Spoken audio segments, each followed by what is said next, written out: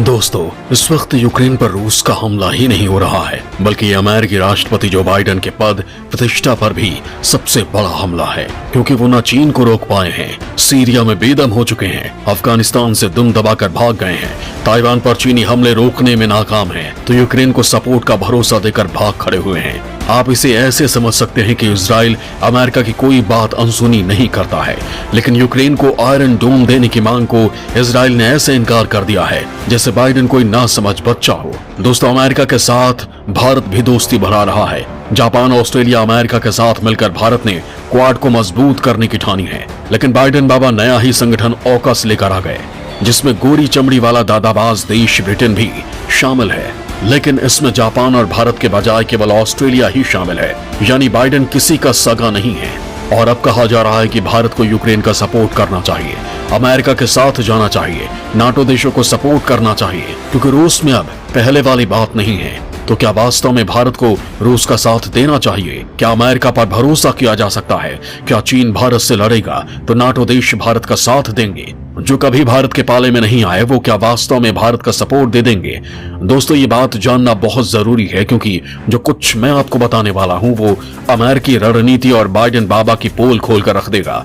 पता चलेगा कि बाइडेन किसी से छुपे हुए शिकारी से कम नहीं है, और अमेरिका वो मुल्क है जिसे सिर्फ और सिर्फ पैसों और पावर की भाषा समझ आती है। ईरान गैस पाइपलाइन का मसला हो या फिर सिक्योरिटी काउंसिल में भारत की दावेदारी का खुलकर समर्थन न करना, भारत के जासूस सैटेलाइट के ऐन वक्त पर लॉन्चिंग रुकवा देना, अमेरिका ने अपने फायदे के पैमाने पर ही ऐसे मामलों को कसौटी पर रखा। दरअसल उस वक्त जब पूरी दुनिया चीन के साथ हालिया दौर में भारत के रिश्ते के बाद से बदतर होते जाने और इस कड़वाहट के कारण एशिया महाद्वीप में बढ़ते युद्ध की आशंका की उधेड़बुन में लगी हुई थी, अमेरिका फिर से अपने हित साधने की राह पर ही चलता दिखाई दिया।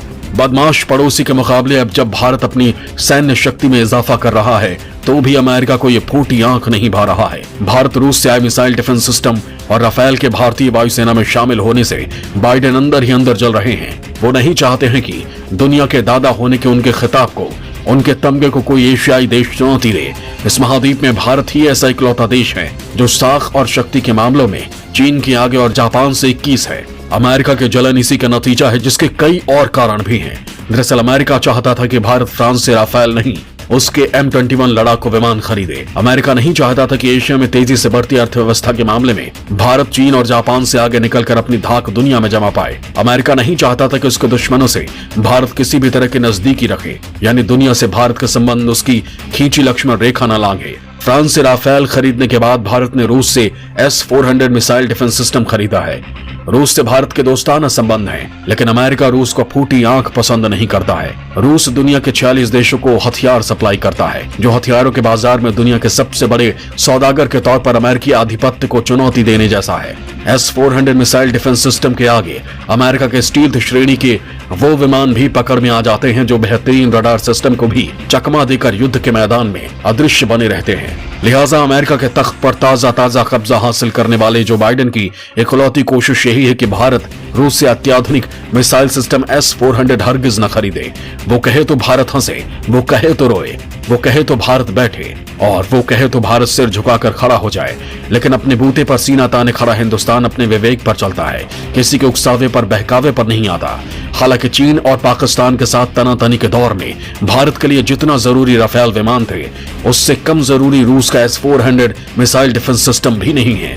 रूस के साथ भारत के इस डील के साथ ही कई और डील भी कर चुका है, तो वही अमेरिकी प्रीडेटर ड्रोन की डील को रद्द कर चुका है।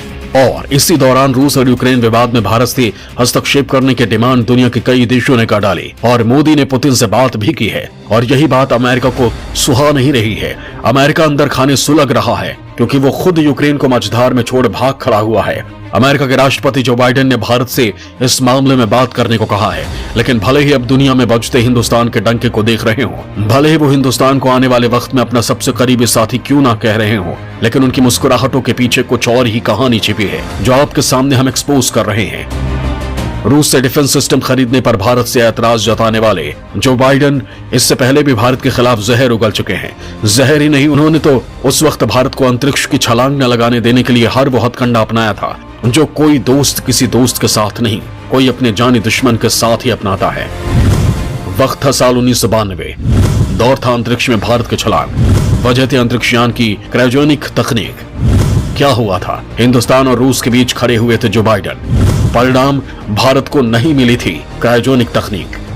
हिंदुस्तान को आने वाले दौर में अपना सच्चा हमसफर बताने वाले मौजूदा अमेरिकी राष्ट्रपति जो बाइडेन उस वक्त अमेरिका के सीनेटर हुआ करते थे। भारत को अंतरिक्ष में ऊंची छलांग लगाने के लिए अपने रॉकेट्स के लिए क्रायोजेनिक इंजन की तकनीक चाहिए थी। हिंदुस्तान का चिरकालीन मित्र रूस, जो 1992 से पहले यूएसएसआर के तौर पर जाना जाता था, उस वक्त विभाजन की मार झेल रहा था। भारत ने तब रूस से क्रायोजेनिक तकनीक पाने के लिए रूस के अंतरिक्ष एजेंसी ग्वाव कॉस्मोस से $25 करोड़ में करार किया था। लेकिन साल 2021 की तरह ही तब भी जो बाइडेन हिंदुस्तान की तरक्की से जले थे। तब भी वो हिंदुस्तान और रूस के बीच विलन बनकर खड़े हो गए। अमेरिका के प्रसिद्ध अखबार लॉस एंजल्स टाइम्स में छपे रिपोर्ट साफ कहती है कि तब अमेरिकी सीनेट के विदेश मामलों की समिति ने भारत को मदद करने पर मॉस्को पर $24 अरब का प्रतिबंध लगाने को कह दिया था। अमेरिकी सीनेट में भारत विरोधी ये संशोधन प्रस्ताव लाने वाला कोई और नहीं, जो बाइडेन ही थे। विभाजन के कारण भीषण आर्थिक संकट से जूझ रहे रूस पर अगर यह प्रतिबंध लगता तो रूस की कमर टूट गई होती। लिहाजा रूस को भारत की मदद से अपने कदम पीछे खींचने ही पड़े और भारत अंतरिक्ष विज्ञान के क्षेत्र में दशकों पिछड़ गया। हिंदुस्तान को क्रायोजेनिक तकनीक देने में अड़ंगा लगाने की वजह जानेंगे तो आप हैरान रह जाएंगे। वजह थी MTCR यानी मिसाइल टेक्नोलॉजी कंट्रोल रेजिम, जो मिसाइलों के अप्रसार को सुनिश्चित करती है। और ना तो रूस और ना ही भारत MTCR के सदस्य ही थे। लेकिन फिर भी जो बाइडेन ने भारत को क्रायोजेनिक तकनीक नहीं हासिल करने दी। जो बाइडेन एशिया में भारत की उभरती ताकत से बेहद जलता था, सिर्फ और सिर्फ इसलिए उसने एक तीर से दो शिकार किए। वो भारत के खिलाफ कदम उठाकर अमेरिका को पाकिस्तानियों का हमदर्द बनाकर प्रोजेक्ट कर रहा था, ताकि चीन के खिलाफ जरूरत पड़ने पर वो पाकिस्तान की धरती और एयरफील्ड का इस्तेमाल अपने लिए कर सके। इस बार रूस से खरीदे जा रहे S-400 missile defence system Hindustan के लिए बेहद जरूरी है, क्योंकि बदमाश पड़ोसी चीन के पास भारत के खिलाफ इस्तेमाल करने के लिए यह सिस्टम साल 2018 से ही मौजूद है। अमेरिका भारत को आंखें तरेरने से पहले तुर्की पर S-400 डिफेंस सिस्टम खरीदने के लिए प्रतिबंध लगा चुका है। आप ये भी जान लीजिए कि तुर्की अमेरिका का जानी दुश्मन है और रूस से खरीदा गया मिसाइल डिफेंस सिस्टम वो अमेरिका के खिलाफ ही इस्तेमाल करेगा। अमेरिका के तिलमिलाहट का बड़ा कारण ये भी है कि तुर्की के बाद भारत ने तो S-400 मिसाइल डिफेंस सिस्टम के लिए डील की ही है। इराक और कतर ने भी इसमें दिलचस्पी दिखाई है। रूस के एडवांस तकनीक वाली इस डील से अमेरिकी हथियार लॉबी को भी बड़ा नुकसान हो रहा है।